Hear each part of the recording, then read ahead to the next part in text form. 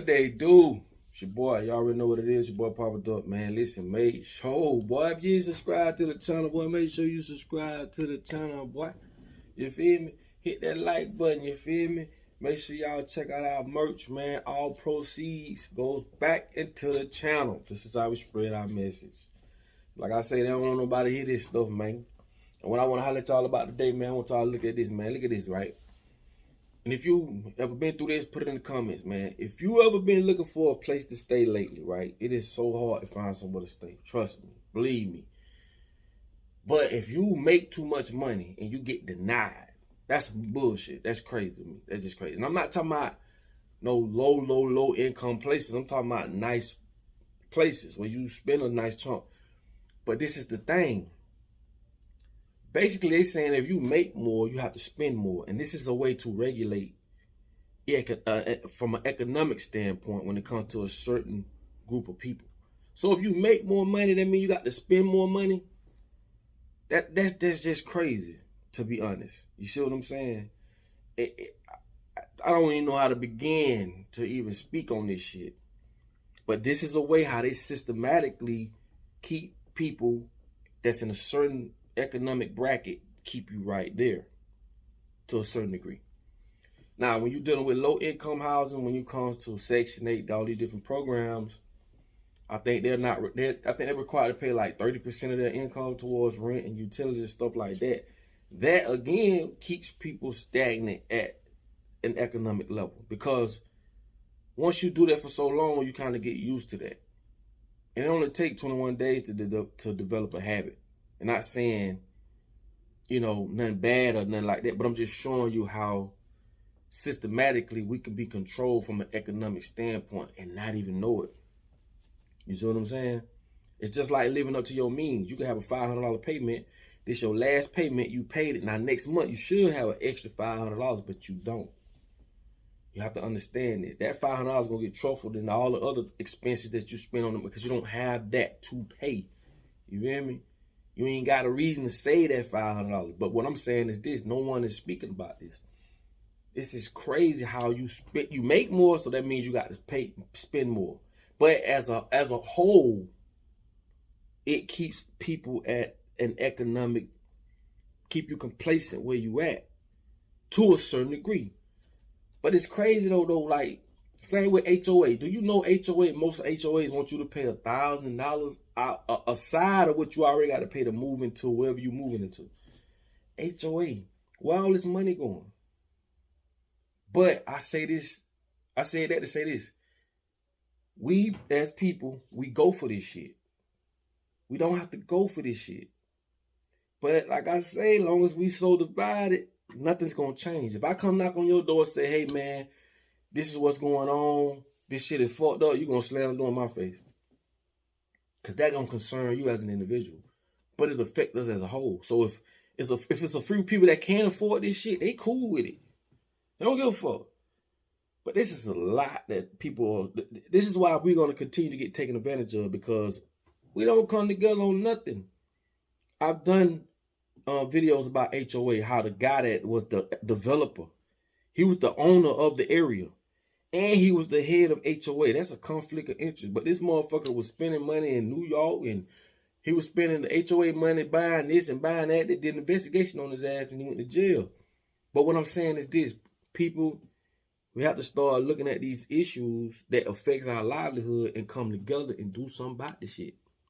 Because if you don't, ain't nobody gonna do nothing. When you become a first-time homeowner and you got an HOA on your ass, you can't even paint your own house the color you want.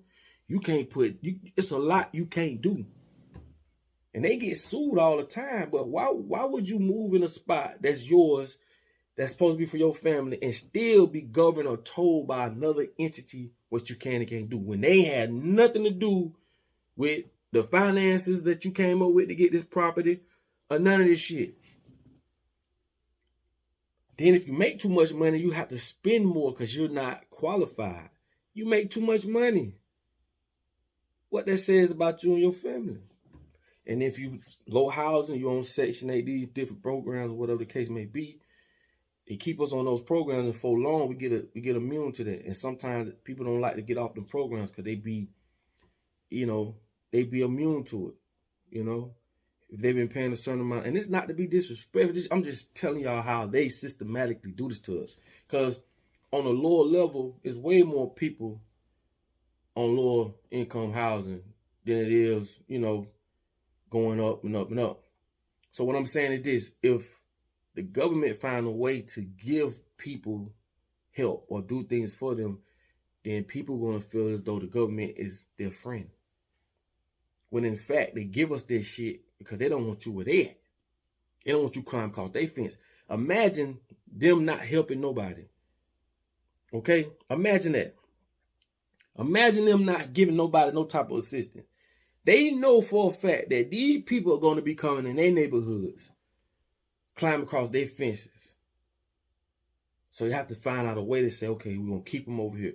And not only that, in these inner cities, like these bigger cities, if you look at how the projects are set up, from New York, Chicago, like places like that, they all in one building. So if they wanted to run some shit through our sewer pipes, they could. If they want to experiment with certain foods, they could.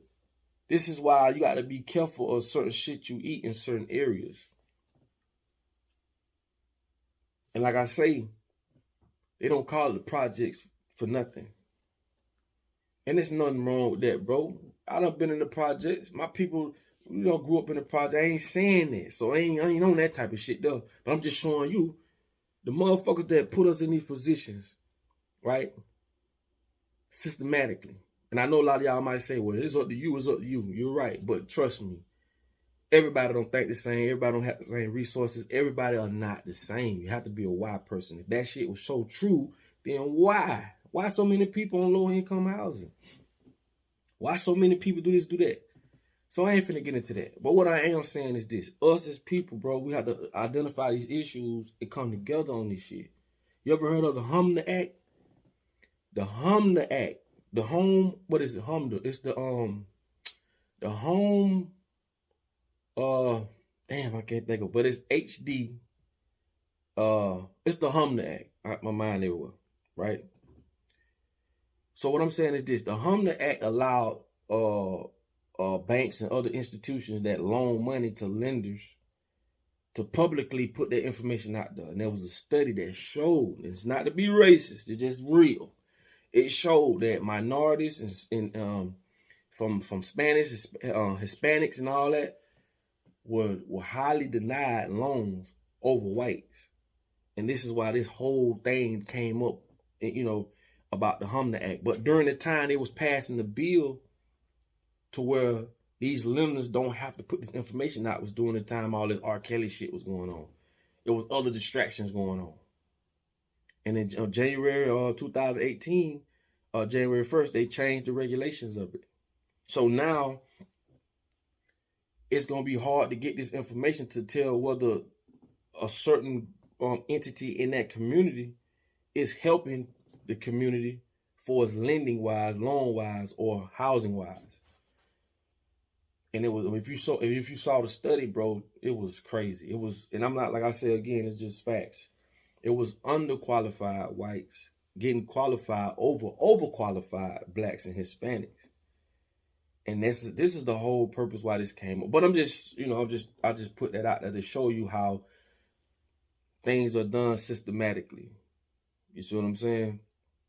But like I say, the main thing, man, I want people to understand is this, man. As long as we keep going for this shit, ain't nothing gonna change, man. We have to come to the realization of we don't need no fucking HOA. I understand, you know, I understand if the grass so super high, okay, man, cut the grass, you're making, you know, the block look bad. But there's a lot of shit in there, bro. It shouldn't be in there, bro. I don't personally agree with it. That's your house. You do what the fuck you want to do with it. You want to paint it this color, that color, you can do that. Certain things I understand, but a lot of that stuff you have to understand, bro. You don't need to be governed over your own house. Like this is the last place you go at every day. This is where your peace at. You should better do the fuck you want to do, respectfully. But this is America. This is America. Anyway. I just want to put that video out there, man, so y'all can think about that for a little second. But like I say, it's kind of fucked up that if you make more, then you have to spend more. And I think that somebody keep calling me. I think that we need to pay attention to these things, and that's just scratching the surface, man. There's so much other shit, man, these folk do to us that we just sit and let happen. It's crazy. And also, man, I'm gonna drop another video about the Build Back Better, the Biden bill. That's crazy too. But anyway, they done passed it. And nobody knows nothing about it. Anyway, it's your boy Papa Duck. I'll let y'all in the next video. But like I say, man, it's just something I want y'all to look at and think about, okay? So like I tell y'all, man, in order for you to be found, you must first be what? Lost. I'm out, man.